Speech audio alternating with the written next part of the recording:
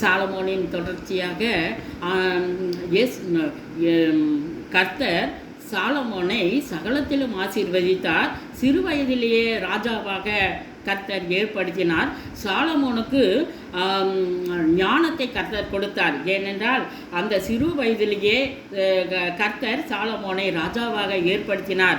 பிறகு சாலமோன் ராஜா கர்த்தரிடத்திலே, கர்த்தாவே, என்னை எவ்வளோ ஜனங்களுக்கு என்னை ராஜாவாக்கினீர், எனக்கு ஞானத்தை கொடுக்கணும் என்று சொல்லி சாலமோன் ராஜா கேட்கும் பொழுது கர்த்தர் ஞானத்தை கொடுத்தார். அந்த ஞானத்தின் மூலம்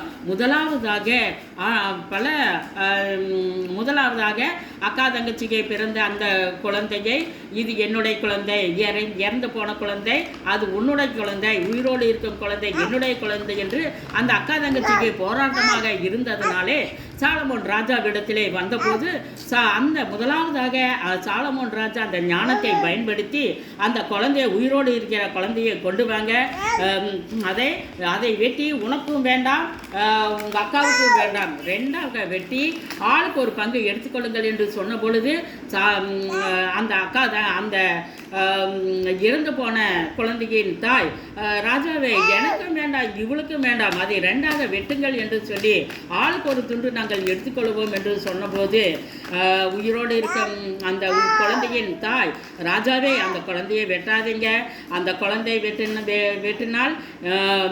வெட்டினால் அது உயிரோடு இருக்கட்டும், அதை வெட்டக்கூடாது, இது அவளிடத்திலேயே இருக்கட்டும், நான் அதை பார்த்தால் போதும் என்று சொல்லி சாலமோன் ராஜாவிடத்திலே சொல்லும் பொழுது அப்பொழுதுதான் சாலமோனின் ஞானம் வந்தது.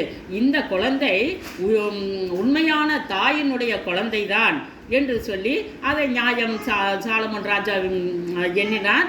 பிறகு சாலமோன் ராஜாவுக்கு ஆலயத்தை கட்டுகிற பொறுப்பை கர்த்தர் கொடுத்தார்.